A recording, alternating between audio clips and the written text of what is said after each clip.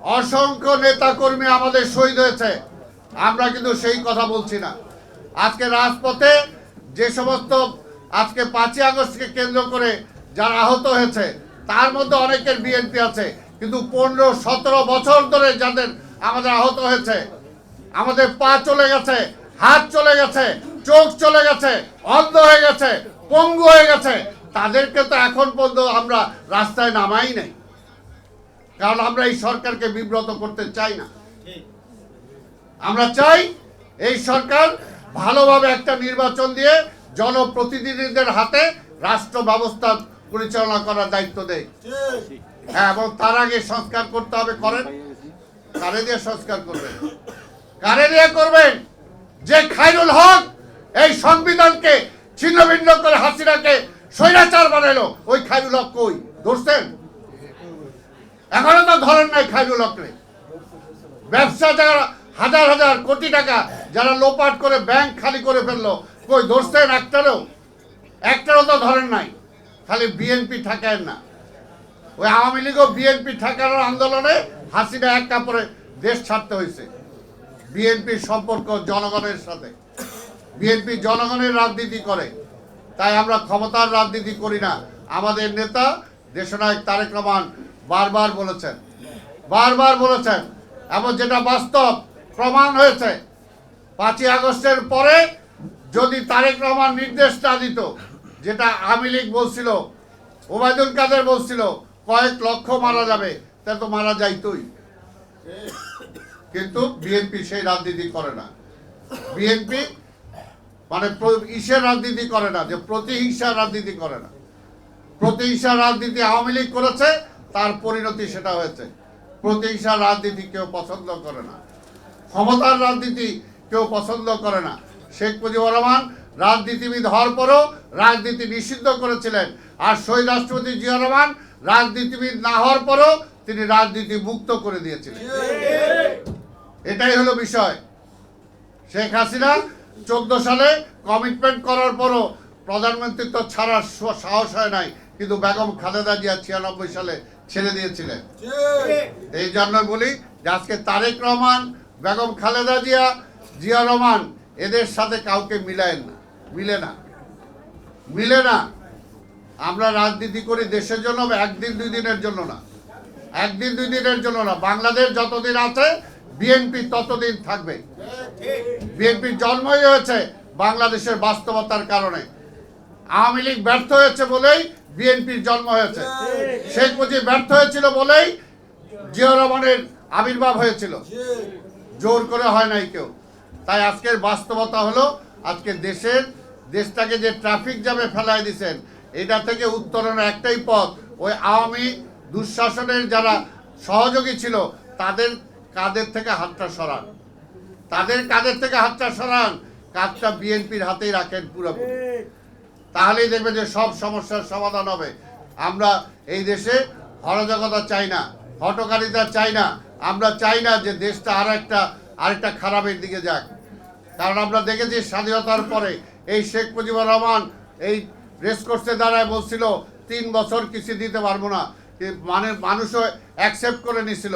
যেমনি আপনারা বলতেছেন সময় চাই, পাবলিক রাজি আছে, কিন্তু শেখ মুজিবুর রহমান 3 বছরে কিছু দিতে পারে নাই, দিছিল দুর্ভিক্ষ দিছিল, আর্মিকে শেষ করার জন্য রক্ষী বাহিনী সৃষ্টি করছিল, শিক্ষা প্রতিষ্ঠানগুলোকে শেষ করার জন্য নকলের ছড়াছড়ি করে দিয়েছিল, পরীক্ষার বদলে অটো পাস দিয়ে দিচ্ছিল।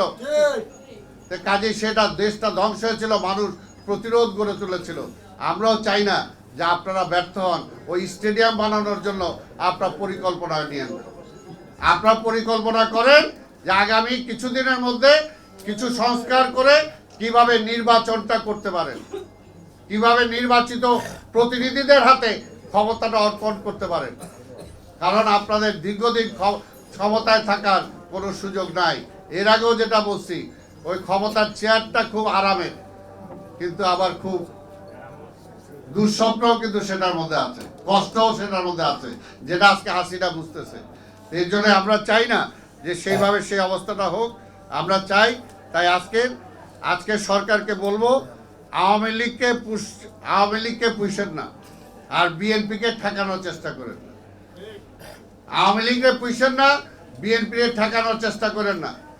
বিএনপি একমাত্র এই দেশের রক্ষা কবচ, এই দেশের মানুষের জন্য রাজনীতি করে। বিএনপির নেতৃত্বে আজকে সকল রাজনৈতিক দল আজকে ঐক্যবদ্ধ, এবং আমরাও চাই, যেটা আমাদের নেতাও বলেছেন, আন্দোলনকারী সকল রাজনৈতিক দলকে নিয়েই আমরা একসাথে নির্বাচন করব। তারপরে নির্বাচনের পরবর্তী পর্যায়ে সবাইকে নিয়ে একসাথে জাতীয় সরকার গঠন করব। এটা বলতেও বুকের পাটা লাগে, বুকের পাটা লাগে। তারেক রহমান সেটা বলেছেন। কি সংস্কার করবেন? তারেক রহমান তো বলে দিছে যে 2 বারের বেশি কেউ পরপর প্রধানমন্ত্রী হইতে পারবে না। এর চেয়ে ভালো সংস্কার কি করবেন? তারেক রহমান তো বলে দিছে যে প্রত্যেকটা জাতীয় নির্বাচন তত্ত্বাবধায়ক সরকারের অধীনে হবে।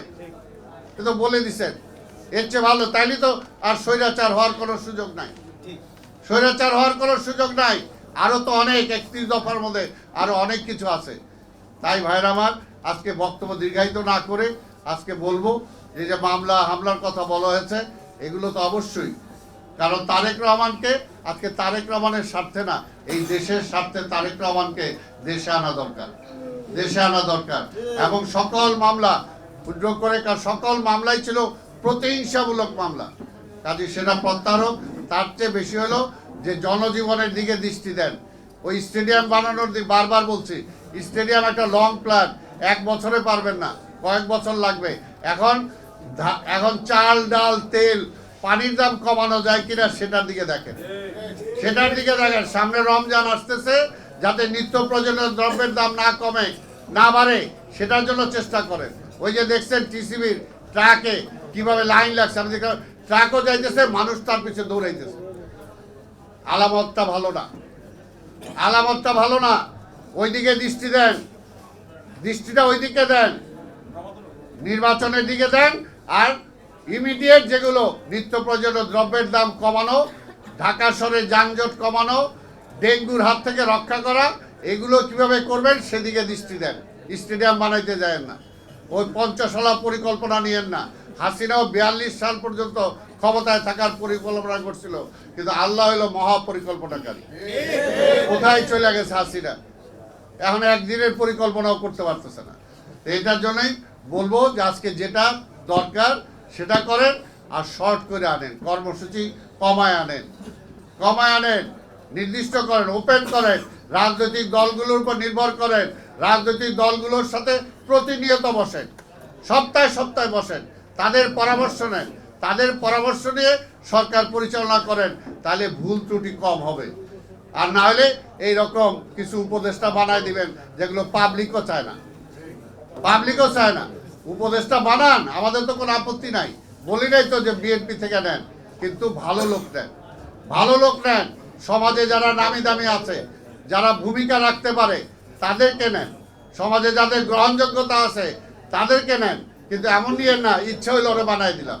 এটা হাসিনা করছিল, অনেক মন্ত্রী বানাইছে যাদের কেউ চিনেও না, অনেক এমপি বানাইছিল, এলাকার লোকজনও জানে না। কাজে ওই আওয়ামী লীগের পথে হাঁটেন না, জিয়া রহমানের পথে হাঁটেন। জিয়া রহমান যেভাবে দেশ চালাইছিল অল্প সময়, সেদিকে হাঁটেন, যেটা রহমতুল্লাহ বলছে। আমি আর ওই সাইডে যাচ্ছি না। তাই আজকে আপনাদের সবাইকে আমি ধন্যবাদ জানাই যে আমাদের হতাশ হওয়ারও কিছু নাই। এই সরকার আমাদের, এই সরকারকে সমালোচনা করি আমরা, যাতে সে ভালো করতে পারে। কারণ এই সরকার যদি ব্যর্থ হয়ে যায়, এই দেশটা কোন দিকে যাবে? এর আগে আরেকটা কেয়ারটেকার সরকার এরকম ব্যর্থ করার পরে কিন্তু দেশে দেখছেন 111 আসছিল। কাজে ওইটা মাথায় আছে বলেই এই সরকারকে আমরা ব্যর্থ হইতে দিতে চাই না।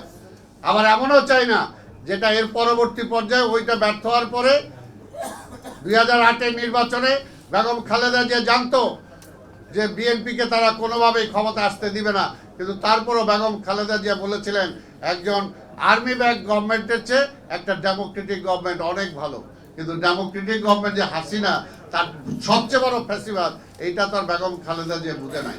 সেখানে আজকেও বলবো, ইতিহাস থেকে শিক্ষা গ্রহণ করেন, অতীত থেকে দেখেন, বেশি দূর যাওয়া দরকার নাই। বাংলাদেশের ইতিহাস থেকে শিক্ষা গ্রহণ করে পদক্ষেপ নেন, স্টেডিয়ামের দিকে যায় না। আপনাদের সবাইকে ধন্যবাদ। খোদা হাফেজ। বাংলাদেশ জিন্দাবাদ।